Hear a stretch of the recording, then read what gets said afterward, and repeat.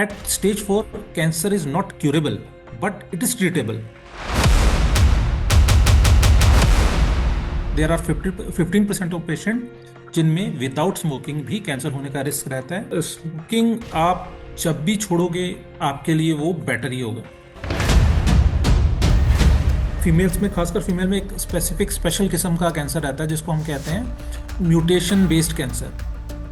Patient को अपना charge खुद लेना पड़ेगा. ये कैंसर शब्द ही ऐसा है जिससे लोग शुरू में जब पता लगता है तो लोग साइकोलॉजिकली हिट होते हैं. सोशल सपोर्ट और फैमिली सपोर्ट बहुत जरूरी है.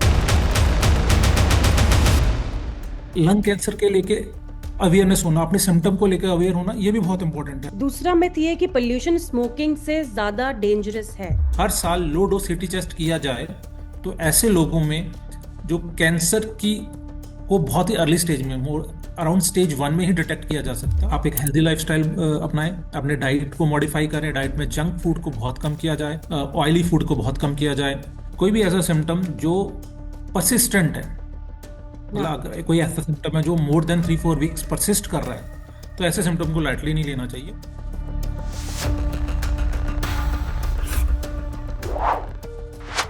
हेलो एवरीवन और स्वागत है आप सबका हमारे पॉडकास्ट प्रॉब्लम क्या है में. साथ ही welcome to a lung cancer awareness initiative.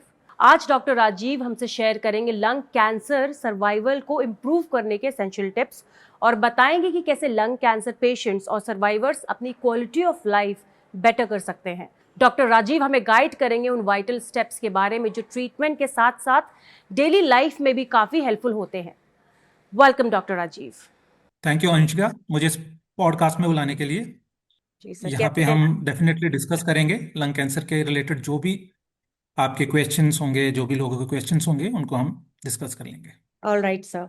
Sir तो पहला मेरा क्वेश्चन ये है जो हमारी ऑडियंस जानना चाहती है कि लंग कैंसर क्या होता है और कैसे बन जाता है ये कैंसर. देखिए, कैंसर, पहले हम बात करते हैं कि कैंसर क्या होता है. ठीक है. कैंसर आप कह सकते हो कि हमारी बॉडी में जो नॉर्मल सेल्स रहते हैं, ठीक है, वो नॉर्मल जो उनका जो डिवीजन होता है वो बहुत ही हाईली चेक्ड रहता है. मतलब कंट्रोल डिवीजन रहती है. बॉडी को कब कहाँ डिवीजन करानी है, कहाँ नहीं करानी है, बॉडी का पूरा मैकेनिज्म उस पर सेट रहता है. बट जब किसी भी प्रॉब्लम की वजह से, किन्हीं भी कारणों की वजह से अगर ये जो कंट्रोल डिवीजन है ये एबनॉर्मल हो जाए और जो सेल की ग्रोथ है वो बिना रोक टोक के होती जाए तो उस वजह से जो ट्यूमर बनता है उसे हम कैंसर कहते हैं. इसी तरह से ये अलग अलग ऑर्गन से ओरिजिनेट कर सकता है. जब कोई कैंसर लंग के अलग अलग एरिया से अगर ओरिजिनेट करे, लंग की सेल लाइनिंग से ओरिजिनेट करे, तो हम कहते हैं कि ये लंग कैंसर है. तो इस तरह जब भी अनकंट्रोल्ड डिवीजन हो रही हो किसी सेल की जो नॉर्मली बॉडी के फेवर में नहीं होती है तो उसको हम कैंसर कहते हैं. ओके डॉक्टर, मेरा दूसरा सवाल ये है कि लंग कैंसर सर्वाइवल को इम्प्रूव करने के लिए ऐसे कौन से की फैक्टर्स हैं जो रिकवरी को और सर्वाइवल रेट को अफेक्ट करती है. देखिए, लंग कैंसर की जो सर्वाइवर रहते हैं, हम सर्वाइवल को कैसे बढ़ा सकते हैं जी. उसमें मल्टीपल फैक्टर इन्वॉल्व रहते हैं. सबसे पहले कुछ फैक्टर मैं कहूँगा पेशेंट रिलेटेड फैक्टर्स रहते हैं, कुछ फैक्टर रहेंगे डिजीज रिलेटेड फैक्टर होते हैं, और कुछ फैक्टर्स होते हैं दैट इज फाइनेंशियल से रिलेटेड. तो सबसे पहले हम बात करते हैं पेशेंट रिलेटेड फैक्टर्स के. पेशेंट रिलेटेड फैक्टर में सबसे इंपॉर्टेंट आती है कि पेशेंट कितना फिट है. पेशेंट को कोई कोमॉर्बिडिटी तो नहीं है, जैसे कि ऑलरेडी पेशेंट अपनी एब्सोल्यूट हेल्थ में है कि नहीं है, उसको ऑलरेडी पहले से कोई बीमारी तो नहीं है. तो फिजिकली वो कितना फिट है, उसकी एज क्या है, यंग एज है, एल्डरली है, उसको डायबिटीज तो नहीं है, हाइपरटेंशन तो नहीं है, कोई और पहले से ऐसी बीमारी तो नहीं चल रही जिसकी वजह से लंग अफेक्ट हो रखे हैं, या उसको कोई ऐसे स्मोकिंग की हिस्ट्री तो नहीं है, स्मोक तो नहीं करता है जिससे लंग कॉम्प्रोमाइज ना ऑलरेडी. तो ये कुछ फैक्टर होते हैं जिससे हम कहते हैं कि this are patient related factor. दूसरे फैक्टर रहते हैं वो है डिजीज रिलेटेड फैक्टर. जैसे कि लंग कैंसर है, लंग कैंसर की स्टेज कौन सी है, किस स्टेज में लंग कैंसर डायग्नोज हो रहा है. एडवांस स्टेज में है तो उसकी स्प्रेड कितनी है. तो ये और जो लंग कैंसर का टाइप है वो कौन सी किस्म का टाइप आया हुआ है. लंग कैंसर जैसे मोटा मोटा मैं बताऊं 4 किस्म का रहता है. तो चारों में से, और हर टाइप का जो आउटकम होता है वो डिफरेंट डिफरेंट रहता है. तो उसमें से कौन से टाइप का है. फिर उसके बाद उस कैंसर की मॉलिक्यूलर सब टाइप क्या है वो आगे हम डिस्कस करेंगे, मॉलिक्यूलर सब टाइप क्या होती है। तो ये सब डिजीज रिलेटेड हो गए। फिर हम बात करते हैं ट्रीटमेंट रिलेटेड फैक्टर। ट्रीटमेंट, कुछ ट्रीटमेंट कॉस्टली रहते हैं, कुछ ट्रीटमेंट बहुत कॉस्ट एक्सपेंसिव नहीं होते हैं। तो क्या पेशेंट की एक्सेसिबिलिटी है सभी किस्म के ट्रीटमेंट के लिए? क्या वो कॉस्टली ट्रीटमेंट अफोर्ड कर सकता है? तो ये डिफरेंट फैक्टर है, तो और ये सारे ही फैक्टर रोल प्ले करते हैं पेशेंट के आउटकम में। और इसके अलावा दूसरी चीज रहती है, ये तो हो गया कि ये this all are related to patients. इसके हम्म। अलावा पेशेंट की अपनी सोच कैसी है, मतलब विल पावर कितनी स्ट्रांग है पेशेंट को, पेशेंट अपनी डिजीज के साथ डॉक्टर के साथ कैसे इन्वॉल्व होता है अपने ट्रीटमेंट एक्शन प्लान के लिए, उसकी फैमिली उसको कितना सपोर्ट कर रही है, जिसको हम कहते हैं सोशल सपोर्ट, फैमिली सपोर्ट। हम्म। तो ये सब कितना कर रही है पेशेंट की। अगर पेशेंट आप अगर इससे बहुत ही लो फील कर रहा है, तो क्या हमारे पास ऐसे काउंसलर हैं जो पेशेंट को अपलिफ्ट करने में हेल्प करे, तो पेशेंट अपनी डिप्रेशन से बाहर आ सके। क्योंकि जब भी किसी को भी पता लगता है कि ही और she is suffering from that cancer, तो उस कैंसर से वो डेफिनेटली, क्योंकि कैंसर शब्द ही ऐसा है जिससे हम्म। लोग शुरू में जब पता लगता है तो लोग साइकोलॉजिकली हिट होते हैं। तो हाँ। हमें ऐसे में डॉक्टर उनको कितना रीश्योर कर सकता है, फैमिली उनको कितना सपोर्ट करती है, जो समाज में इसके लिए स्टिग्मा या जो है प्रचलित है उससे कितना भार आता है। तो ये सारे फैक्टर हैं जो पेशेंट के मेंटल आउटकम को बताती है। और पेशेंट जितना मेंटली फिट हो, जितना अपने डिजीज के बारे में अवेयर हो, दूसरा उसकी जनरल अवेयरनेस कितनी है कैंसर को लेके। तो हम्म। ये सारे फैक्टर पेशेंट के सर्वाइवल में रोल प्ले करते हैं। और सर, सर्वाइवल और क्वालिटी ऑफ लाइफ की अगर हम बात करें तो सर्वाइवर्स के लिए ऐसी कौन सी एसेंशियल टिप्स हैं जिससे उनकी क्वालिटी ऑफ लाइफ जो है वो इम्प्रूव हो सके? देखिए, इसमें सबसे पहले मैंने जो सबसे इंपॉर्टेंट बात है कि पेशेंट को अपना चार्ज खुद लेना पड़ेगा। ठीक है, उसको अपनी डिजीज के बारे में पूरा अवेयर होना पड़ेगा कि, और हम्म। अपने ट्रीटमेंट के लिए जो रोल प्लान है, जो रोड मैप है, वो अपने डॉक्टर से डिस्कस करना पड़ेगा, उसमें उसको पार्टिसिपेट करना पड़ेगा। क्योंकि अगर पेशेंट पार्टिसिपेट नहीं करेगा, पेशेंट एक, हाँ कि भाई इसको हमने ट्रीटमेंट डिसाइड कर दिया, ये दे रहे हैं, जब तक पेशेंट खुद उसमें रोल प्ले नहीं करेगा, वो अवेयर नहीं होगा, तो ये भी एक पेशेंट के पॉजिटिव माइंडसेट को बूस्ट करता है। दूसरी चीज इसमें और इम्पोर्टेंट है, जैसे मैंने आपको बताया कि सोशल सपोर्ट और फैमिली सपोर्ट बहुत जरूरी है। ठीक है। हम्म। और लंग कैंसर के लेके अवेयरनेस होना, अपने सिम्टम को लेकर अवेयर होना, ये भी बहुत इंपॉर्टेंट है। अपने जो भी नेगेटिव साइड है उसको समझना, आइडेंटिफाई करना और उसको ठीक करना, ये सारे कुछ टिप्स हैं जो पेशेंट्स को बेटर, क्वालिटी ऑफ लाइफ को बेटर करते हम्म। तो मतलब अपने आप पेशेंट्स को ही अपने लिए एक हैं। कॉल लेनी पड़ती है जो बहुत एक इम्पॉर्टेंट बिल्कुल रोल प्ले करता है रिकवरी में और क्वालिटी ऑफ लाइफ में भी। बिल्कुल, क्योंकि कैंसर से सबसे ज्यादा सफर करता है तो वो तो पेशेंट करता है। पेशेंट। इसलिए इसका चार्ज पेशेंट को ही लेना है। अगर पेशेंट कहे कि मैं पूरी तरह से फैमिली पे डिपेंड हो जाऊं, डॉक्टर पे डिपेंड हो जाऊं, ऐसा नहीं है।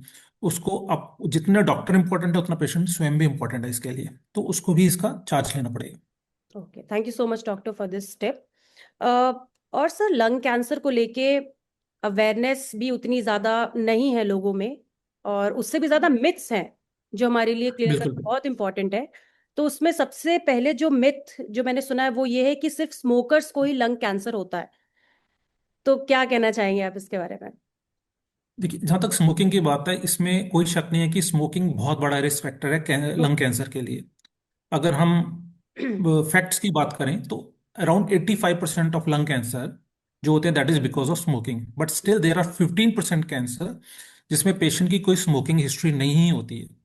तो ऐसा नहीं है कि जो स्मोकर है सिर्फ उसी को होगा। हाँ, जो स्मोक करते हैं उनमें डेफिनेटली रिस्क बहुत ज्यादा है as compared to non smoker, but there are 15% of patient जिनमें विदाउट स्मोकिंग भी कैंसर होने का रिस्क रहता है। इसमें मल्टीपल फैक्टर हो सकते हैं, जैसे एनवायरमेंटल फैक्टर है, पॉल्यूशन है, एनवायरमेंटल पॉल्यूशन है, फिर हमारी जेनेटिक प्री डिस्पोजिशन है लंग कैंसर के लिए। इसके अलावा सेकेंड हैंड स्मोक है, पैसिव स्मोकिंग है, या आपके आसपास में कोई स्मोक कर रहा है तो उसका जो एक्सपोजर हो रहा है वो भी आपके रिस्क को बढ़ाता है। हम्म। तो ये कुछ, या ऑक्यूपेशनल एक्सपोजर है, मतलब आप ऐसे ऑक्यूपेशन में काम कर रहे हो जहाँ पे आपको डाइज का ये स्मोक आपको एक्सपोज हो रहा है, हम्म। हैवी मेटल है उसका एक्सपोजर हो रहा है। एस्बेस्टोस फैक्ट्रीज हैं, उसमें जो एस्बेस्टोस केमिकल रहता है वो आपके लंग को डैमेज करता है। तो ये कुछ रिस्क फैक्टर हैं जो स्मोकिंग से हटके हैं। हम्म। मतलब सिर्फ स्मोक करने से नहीं, नॉन स्मोकर्स को भी लंग कैंसर काफी देखा जा हो रहा है। सकता है, बट उसके चांसेस काफी कम रहते हैं। काफी कम रहता है, ओके। दूसरा मिथ ये है कि पोल्यूशन स्मोकिंग से ज्यादा डेंजरस है, like is it just a myth या क्या रियलिटी है इसमें? नहीं, अगर स्मोकिंग और पॉल्यूशन को हम साइड बाय साइड रखें तो डेफिनेटली स्मोकिंग 4-5 टाइम्स ज्यादा रिस्की है as compared to pollution. Pollution से भी इंक्रीज होता है, लेकिन जिसका ऑलरेडी लंग कॉम्प्रोमाइज है, जो ऑलरेडी स्मोक करता है, उसमें रिस्क को और बढ़ा देता है। तो लेकिन आप ऐसा कह पोल्यूशन भी सकते हैं कि काफी, हाँ। अकेले पॉल्यूशन उतना रोल नहीं प्ले करता। In combination with smoking it will definitely increase the risk. हाँ, लेकिन पोल्यूशन भी तो कहीं ना कहीं काफी कर रहा है हिट, बिल्कुल जिम्मेवार है, बिल्कुल जिम्मेवार है, वो भी जिम्मेवार है। Especially people living in Delhi. They are first hand experiencing या पोल्यूशन, या। और मिथ 3 जो है वो डायग्नोसिस के बाद स्मोकिंग छोड़ना बेकार है, ऐसा कुछ? नहीं, ऐसा कुछ भी नहीं है। देखिए, स्मोकिंग आप जब भी छोड़ोगे आपके लिए वो बेटर ही होगा। आप ऐसा नहीं है कि आपको कैंसर डायग्नोस हो गया है तो आप स्मोकिंग की वजह से जो डैमेज होना था वो हो गया है, अब हम्म स्मोकिंग छोड़ के कोई फायदा नहीं होगा। ऐसा नहीं है। स्मोकिंग अगर आप कंटिन्यू करते हैं, इससे आपका जो आउटकम है वो अफेक्ट होता है। आपकी हम्म ट्रीटमेंट जो होता है उसका जो असर होता है वो कम हो जाता है। इससे स्मोकिंग आपकी बॉडी, सिर्फ लंग्स को नहीं, बॉडी के बाकी पार्ट्स रहते हैं, हार्ट को वीक करता है, कि आपके किडनीज को वीक करता है, हम्म और भी बहुत सारे ऑर्गन्स हैं जिस पे स्मोकिंग अफेक्ट करता है। और हम्म अगर आप स्मोक करते रहोगे, देखिए स्मोक, क्योंकि स्मोक ही तो रीजन है आपके कैंसर का। तो हम्म। अगर स्मोक करते रहोगे, एक तरफ से आप करके आप आग लगा रहे हो, दूसरी तरफ से पानी डाल रहे हो, तो आग कभी बुझेगी नहीं। True true true. है ना? यही तो मेरा इसलिए दूसरा, स्मोकिंग तो हाँ। आप तो हम्म। स्मोकिंग तो छोड़ना जरूरी है। हाँ, इसमें दूसरा मिथ यही था कि लंग कैंसर सिर्फ लंग्स तक ही रहता है, ऐसा कुछ है? नहीं नहीं, लंग कैंसर देखो, यहीं पे बात करते हैं, जब भी हम बात करते हैं कि लंग कैंसर की स्टेजेस क्या रहती हैं, हम्म तो ये डिपेंड करता है कि स्टेज पे क्या है। अगर लंग कैंसर बहुत ही अर्ली स्टेज का है तो वो लंग कैंसर में ही लोकलाइज रहेगा। बट अगर उसकी स्टेज एडवांस हो गई है, स्टेज 3 स्टेज 4 पहुंच गया हुआ है, तो ये बाकी बॉडी पार्ट्स में भी स्प्रेड कर सकता है और उनको भी डैमेज कर सकता है। जैसे लिवर हो गया, ब्रेन हो गया, हम्म। बॉडी की बोन्स हो गई। तो इन सारे ऑर्गन्स को भी में स्प्रेड करके उनको भी डैमेज कर सकता और सिर्फ ये मेन को होता है लंग कैंसर, ये भी एक गलत धारणा है आई थिंक लोगों में। है। बिल्कुल बिल्कुल। मेन को ज्यादा होता है क्योंकि मेन में जो स्मोकिंग की हिस्ट्री होती है वो ज्यादा कॉमन होती है। बट हम्म जैसे कि आजकल फीमेल्स में भी स्मोकिंग का जो पैटर्न है वो बढ़ता हुआ दिख रहा है। और फीमेल्स में, खासकर फीमेल में, एक स्पेसिफिक स्पेशल किस्म का कैंसर रहता है जिसको हम कहते हैं म्यूटेशन बेस्ड कैंसर। तो हम्म। कुछ पर्टिकुलर म्यूटेशंस होती हैं जो लंग कैंसर को ड्राइव करती हैं, वो फीमेल्स में ज्यादा कॉमन देखी गई हैं, या वो ऐसे लोगों में ज्यादा देखी गई हैं जिनमें स्मोकिंग हिस्ट्री नहीं है। और इन कैंसर का आउटकम स्मोकिंग की वजह से होने वाले लंग कैंसर से बहुत बेटर होता है। हाँ, और ये भी कहा जाता है कि हर लंग कैंसर पेशेंट को कॉफ होता ही होता है, मतलब अगर कॉफ हो रहा है तो ही कैंसर है, ऐसा कुछ? देखिए, हमेशा lung cancer, majority time lung cancer cough करके ही प्रेजेंट करता है, बट ऐसा नहीं कि सिर्फ कफ करके प्रेजेंट करेगा। हम्म कई बारी चेस्ट पेन से भी, कंटिन्यूस आपको चेस्ट पेन हो जा रही है, तो हम्म। उससे भी वो भी लंग कैंसर का एक सिम्टम हो सकता है। और मैनी अ टाइम ऐसा होता है कि कैंसर स्प्रेड हो चुका होता है, किसी दूसरे ऑर्गन में स्प्रेड हो चुका होता है, उस ऑर्गन के सिम्टम की वजह से उनका कैंसर डायग्नोस होता है। हाँ, तो और ऐसा नहीं है, बट एक ये आप समझ लो कि एक ये याद रखना चाहिए कि कोई भी सिम्टम हो, चाहे कफ हो, चाहे आपके स्पुटम में ब्लड आ रहा हो, कोई भी ऐसा सिम्टम जो परसिस्टेंट है, मतलब हाँ। अगर कोई ऐसा सिम्टम है जो मोर देन 3-4 वीक्स परसिस्ट कर रहा है, तो ऐसे सिम्टम को लाइटली नहीं लेना चाहिए, उनको हमेशा इवेल्युएट करवाना ही चाहिए। हम्म। क्योंकि ये सारे सिम्टम, परसिस्टेंट सिम्टम कैंसर के हो सकते हैं। हाँ, और ये बोलते हैं कि एक लंग के बिना भी, एक लंग के बिना जिंदगी नहीं जी जा सकती, मतलब ऐसा भी है क्या? लंग्स मतलब दोनों की जरूरत पड़ती है या एक से जिया जा सकता है?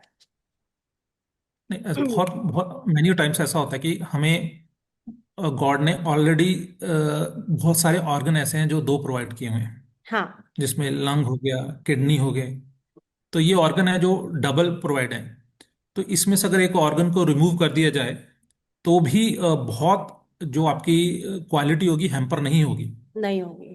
तो इसलिए अगर कई बार क्या होता है कि हमें किसी को लंग कैंसर हो रखा है और उसके उस पार्ट को रिमूव करना पड़ता है, और हम कहेंगे कि ये रिमूव कर देंगे तो उसकी क्वालिटी ऑफ लाइफ खत्म हो जाएगी या उसको आगे जीने में मुश्किल हो जाएगी, ऐसा नहीं होता। तो जब नेचर ने हमें डबल प्रोटेक्शन दी है इन चीजों में, तो आप उसको एक्सप्लॉइट कर सकते हो, उसका फायदा ले सकते हो। मतलब ऐसा नहीं है कि एक ही अगर लंग है तो जिंदगी खराब हो गई या बर्बाद हो गई, एक लंग से नहीं, जिया ऐसा जा नहीं सकता है। है। बिल्कुल जिया जा सकता है। ओके। और बोलते हैं कि जब लंग कैंसर स्प्रेड हो जाता है तो उसके बाद जो ट्रीटमेंट है वो पॉसिबल नहीं है, हाउ ट्रू इज दैट?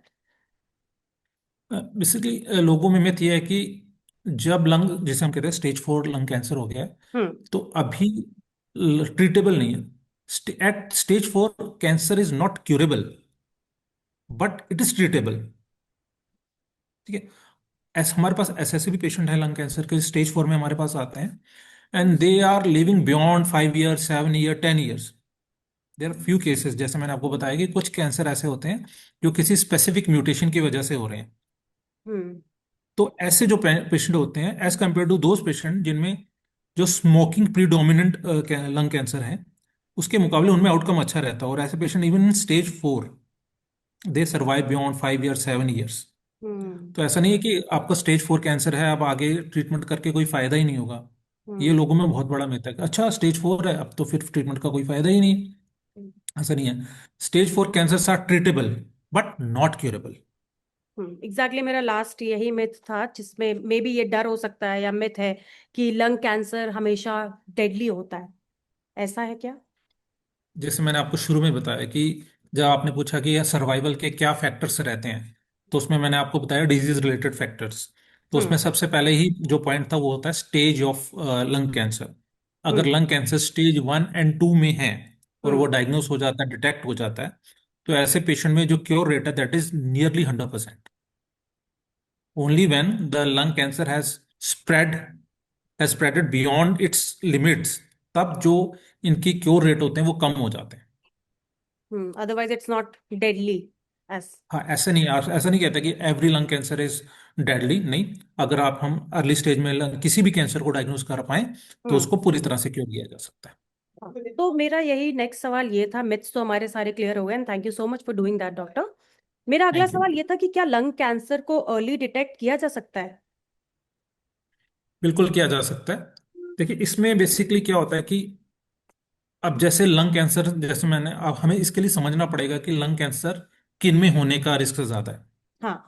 ठीक है, हर एक को तो हम लोग स्क्रीन नहीं कर सकते हैं। इतनी हम्म। पॉपुलेशन है और सबको स्क्रीन करने लगेंगे तो उसका फायदा मिलेगा नहीं।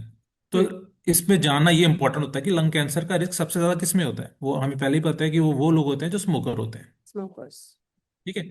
तो जिन भी लोगों में स्मोकिंग हिस्ट्री को हम पैक ईयर से आइडेंटिफाई करते हैं, यानी अगर कोई व्यक्ति एक पैकेट सिगरेट का पर डे के लिए पीता है और 10 साल के लिए पीता है, तो उसको हम्म। हम कहते हैं 10 पैक ईयर्स। हम्म। तो ऐसे में एक लिमिट रखी हुई है 20 पैक ईयर्स। हम्म। किसी भी व्यक्ति की एज मोर देन 50 ईयर्स है और उसकी हिस्ट्री है 20 पैक ईयर्स की, तो ऐसे पेशेंट्स में जो लंग कैंसर का रिस्क है जनरल पॉपुलेशन से अराउंड 5 टाइम्स मोर है।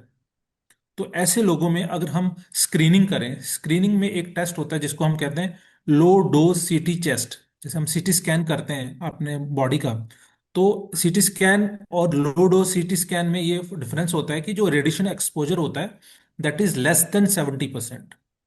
तो अगर लो डोज, हर साल लो डोज सीटी टेस्ट किया जाए, तो ऐसे लोगों में जो कैंसर की को बहुत ही अर्ली स्टेज में, मोर अराउंड स्टेज 1 में ही डिटेक्ट किया जा सकता है, और ऐसे लोगों में इसको पूरी तरह से क्योर किया जा सकता है। तो डेफिनेटली स्क्रीनिंग करके अर्ली स्टेज में डिटेक्ट करके इसको खत्म किया जा सकता है। मतलब अर्ली डिटेक्शन का काफी बड़ा रोल है, इसको जल्दी से डिटेक्ट करके बिल्कुल बड़ा है। टाइमली ट्रीट किया जा सकता है। किया और जा सकता है, बट हाँ। यही है, इसके लिए जनरल मासेस को अवेयर होना पड़ेगा। खासकर ऐसे लोगों को जिनमें जो बहुत स्मोकिंग करते हैं, पहले तो अपनी स्मोकिंग छोड़ें, स्मोक करना छोड़ें। और अगर वो इस क्राइटेरिया में फिट बैठते हैं जिनमें 20 पैक ईयर की हिस्ट्री है, तो ऐसे लोगों को अपना स्क्रीन कराना चाहिए और अपने आप को जल्दी ठीक कर सकते हैं वो लोग। और ऐसे सर कौन से मेजर सिम्टम्स हैं जो लोग अपने आप में नोटिस करें और तुरंत डॉक्टर को दिखाएं जाके। एक तो हो गया जो स्मोक करते हैं, उनको तो कॉफ या ज्यादा कॉफ की प्रॉब्लम हो रही है तब, लेकिन बहुत से लोग ऐसे होते हैं ना जिनको नॉन स्मोकर्स लंग कैंसर भी हो जाता है। तो ऐसे लोग हम्म। कौन से सिम्टम्स नोटिस करें जिससे वो जाएं और डॉक्टर को दिखाएं जाके? हाँ, देखिए इसमें भी मैंने आपको पहले भी बताया कि कोई भी सिम्टम अगर परसिस्ट कर रहा है, हाँ। चाहे वो कॉफ है, चाहे आपके स्पूटम में ब्लड आ रहा है, हाँ। या आपको चेस्ट पेन है जो परसिस्टेंट है, या बॉडी के अंदर कोई ऐसी स्वेलिंग दिख रही है, कोई लंप दिख रहा है, नेक में लंप दिख रहा है, या आर्मपिट में लंप दिख रहा है, कोई भी ऐसा एबनॉर्मल फाइंडिंग है जो परसिस्ट कर रही है मोर देन 4 वीक्स, अगर कोई भी परसिस्ट करती है, तो आपको डेफिनेटली क्लिनिशियन या फिजिशियन के पास जाना चाहिए और उसको एवेलुएट करवाना चाहिए। क्योंकि जो परसिस्टेंट सिम्टम होता है that points towards more towards कि इसके अंडरलाइंग कैंसर हो सकता है ऐसे पेशेंट को। और लोगों को लंग कैंसर जैसी बीमारी ना हो, इसके लिए कोई ऐसे टिप्स हैं जो उन्हें पहले से ही फॉलो करनी चाहिए? कुछ खाने में या लाइफस्टाइल में कुछ चेंजेस कर लेना चाहिए जिससे ये समस्या आगे ना आए? ठीक है, अगर हम अगर कैंसर को एज ए होल समझें, तो हम्म। कैंसर, क्योंकि जैसे जैसे आप देख रहे हो कि कैंसर का इंसिडेंस बढ़ता जा रहा है, हाँ। तो इसमें सबसे इंपॉर्टेंट रोल है कि cancer has become now lifestyle disease. ठीक है? तो उसमें जो रिस्क फैक्टर हैं, जिस भी कैंसर के कोई रिस्क फैक्टर हैं, जैसे स्मोकिंग है, अल्कोहल है, हम्म। तो ऐसे रिस्क फैक्टर को आप अवॉइड करें, एब्सटेंस करें। हम्म। दूसरा, आप एक हेल्दी लाइफस्टाइल अपनाएं। हेल्दी लाइफस्टाइल में कि क्योंकि स्ट्रेस सोसाइटी में, काम के स्ट्रेस को लेके लोग फिजिकली इनएक्टिव होते जा रहे हैं, जिससे ओबेसिटी का इंसिडेंस सोसाइटी में बढ़ता जा रहा है। सो ये सारे फैक्टर हैं जो कैंसर के रिस्क को बढ़ाते हैं। ओबेसिटी हो गया, हमारी जो ईटिंग हैबिट्स हैं वो चेंज हो गई है। Now we are more towards eating junk food, eating preserve food है जो वो ज़्यादा लोग ले रहे हैं। तो उस चक्कर में जो फ्रेश फ्रूट होते हैं, फ्रेश वेजिटेबल्स होते हैं, वो अवॉइड किए जा रहे हैं, क्योंकि इनमें ज़्यादा एंटीऑक्सीडेंट्स हैं जो हमारी बॉडी के लिए बहुत ही फायदेमंद रहते हैं। तो ये सारी चीज़ों की कमी की वजह से भी कैंसर का रिस्क बढ़ रहा है। तो हम्म। आप एक हेल्दी लाइफस्टाइल अपनाएं, अपने डाइट को मॉडिफाई करें, डाइट में जंक फूड को बहुत कम किया जाए, ऑयली फूड को बहुत कम किया जाए, और फिजिकली अपने आप को बहुत एक्टिव रखें। तो ये कुछ फैक्टर हैं जिससे आप अपने आप को बेटर कर सकते हैं। और इसके अलावा जो मैं अपने हर आप कह लो कि हर टॉक में एडवाइस करता हूँ सबको, वो है हेल्थ इंश्योरेंस। हम्म।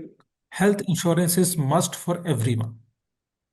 क्योंकि अगर आपके पास हेल्थ इंश्योरेंस है तो आप खुद से स्टेप लेते हो अपने आप को हेल्दी रखने के लिए। बट अगर, क्योंकि आपको पता है कि अगर आपके पास हेल्थ इंश्योरेंस नहीं है तो आप सोचते हैं, अरे मैं जाऊंगा, हमारा मेरा बहुत खर्चा हो जाएगा। तो यही एक स्टेप है जो लोगों को बहुत बहुत टाइम हॉस्पिटल जाने के लिए पीछे कर लेता है। तो अगर आपके पास हेल्थ इंश्योरेंस, आप कॉन्फिडेंट है कि हाँ भी मेरे पास हेल्थ इंश्योरेंस है, मैं अपने आप को वैल्यूट करवाता हूँ, तो हेल्थ इंश्योरेंस से आपको साइकोलॉजिकली आप बहुत ही फायदे में रहेंगे। और इसलिए ये बहुत इंपॉर्टेंट है आजकल के टाइम में, क्योंकि जैसे जैसे सिर्फ कैंसर का नहीं, बाकी डिजीज का भी, जैसे कार्डियक डिजीज है, these are also lifestyle disease, ये भी बढ़ता जा, इनके भी रिस्क काफी बढ़ रहे हैं। तो ये सारी चीजें जो आजकल हर चीज बढ़ रही है, तो आपके लिए हेल्थ इंश्योरेंस बहुत इंपॉर्टेंट है। आई होप हमारी ऑडियंस को ये चीज समझ में आई हो कि हेल्थ इंश्योरेंस होना एक बहुत ही इंपॉर्टेंट स्टेप है for you to have a better and healthy life. तो thank you so much for this definitely. Insight, क्योंकि not mostly we don't mostly get all this. तो गेट ऑल ये this. बहुत अच्छा आपका इंसाइट था। और सर, ऐसे कुछ स्क्रीनिंग, ऐसे कुछ टेस्ट जो बहुत इंपॉर्टेंट है, जो लोगों को करवा लेने चाहिए, स्पेशली वो लोग जो स्मोक करते हैं, तो वो अगर आप बता दें तो अच्छा रहेगा। देखिए, स्मोकिंग में सबसे इंपॉर्टेंट मैंने आपको पहले ही बताया, जो लंग कैंसर है that is most important outcome of smoking. तो स्मोकिंग में सबसे पहले, जैसे मैंने बताया, 25 ईयर की हिस्ट्री है, तो आपको आप एनुअली अपना सीटी टेस्ट करवाना है। हाँ। इसके अलावा स्मोकिंग एक ऐसी चीज है जिससे मोर देन 25-30% ऑफ कैंसर्स होते हैं। 25 to 30 टाइप ऑफ कैंसर हमारी बॉडी में लंग कैंसर की वजह से होते हैं, जैसे ओरल कैंसर हो गए, हम्म। हमारी फूड पाइप का कैंसर हो गया, हम्म। स्टमक कैंसर हो गया, कोलन कैंसर हो गया, यूरिनरी ब्लैडर कैंसर हो गया। इन सारे कैंसर में स्मोकिंग बहुत इंपॉर्टेंट रोल प्ले करता है। तो इंडिया में लंग से ऊपर oral cancer is on the top of lung cancer. तो हम्म। आपको अपने ओरल कैविटी की एग्जामिनेशन भी रेगुलर करवानी चाहिए, क्योंकि tobacco chewing is more common in rural areas. तो आप अगर अवेयर हो इस चीज को लेके, तो उसकी भी एग्जामिनेशन करवानी चाहिए। हम्म। तो these are most important things which we should do. हाँ, और टेस्ट में सिटी वो स्कैन हो गया। लोडोसिटी टेस्ट हाँ, लोरिसिटी साल में एक बार, एक बार करवाना बहुत आफ्टर जरूरी 50 है। Year of age. तो हमने हेल्दी लाइफस्टाइल के बारे में बात कर लिया, कि कैसे हमें अच्छा खाना चाहिए ताकि हमें ये समस्या ना हो लाइफ में। और कभी कभी ना एक जब ड्रास्टिक वेट लॉस भी एक बहुत बड़ा कंट्रीब्यूटर होता है, कैंसर का एक बहुत बड़ा साइन होता है जो लोग मिस करते हैं, if I am not wrong, अगर बहुत तेज वेट लॉस हो रहा हो तो।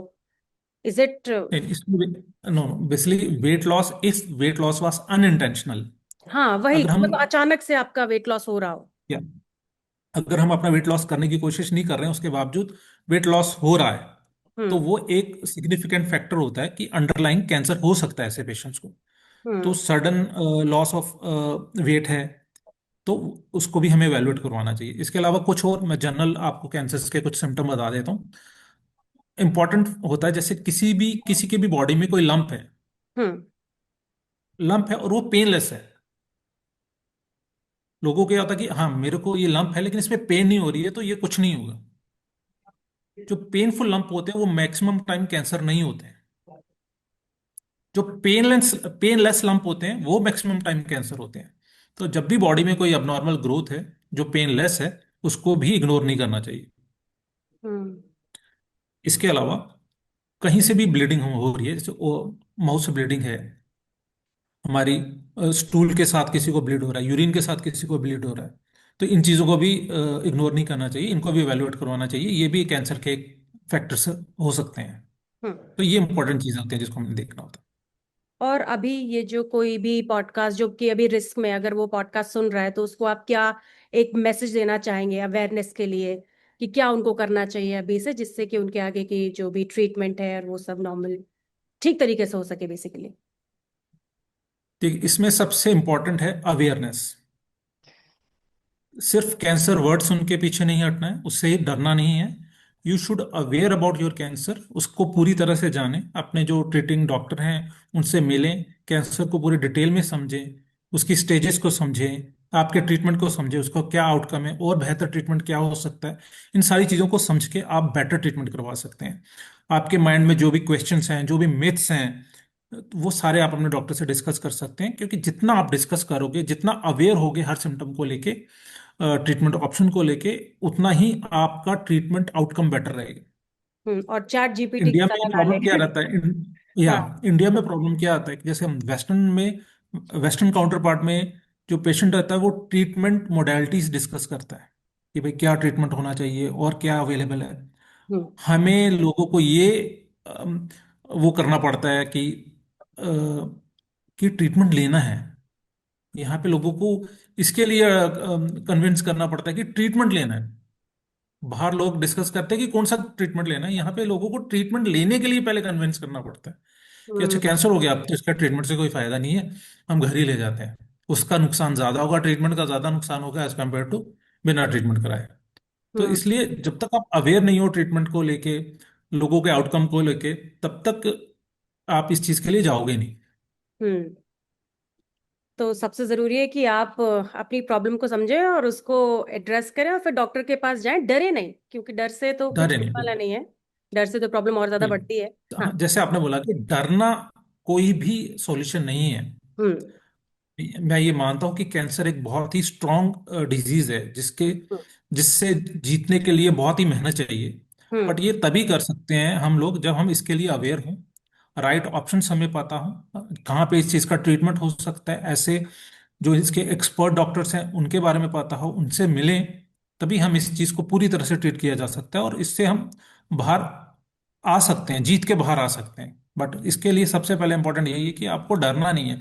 जो भी मिसकंसेप्शन है सोसाइटी में इसको लेके, उसको हटाना है हम्म। और उसके परे आके आपको अपना ट्रीटमेंट लेना। Okay, thank you so much doctor Rajeev Saini. Thank you for joining us thank today. I hope आज का हमारा पॉडकास्ट जो है वो हमारी ऑडियंस को पसंद आया होगा और काफी उन्हें हेल्पफुल टिप्स भी मिली होंगी। मिथ्स भी हमने काफी बर्स्ट किए, साथ ही साथ हमने बताया कौन से सिम्टम्स होते हैं जो हमें ध्यान देने चाहिए, और कभी भी अगर आपको लंप हो और जिसमें पेन नहीं हो रहा हो तो आपको जाके तुरंत डॉक्टर को दिखाना है। ये पॉडकास्ट आप सबके लिए एक रिमाइंडर है कि इन्फॉर्म्ड रहिए, मिथ्स पर भरोसा ना करिए और सही गाइडेंस जरूर लीजिए। अगर आज का पॉडकास्ट आपको इन्फॉर्मेटिव या हेल्पफुल लगा हो तो लाइक और शेयर ज़रूर करें और अपने फ्रेंड्स और फैमिली के साथ भी शेयर करें। और हाँ, चैनल को सब्सक्राइब करना बिल्कुल ना भूलें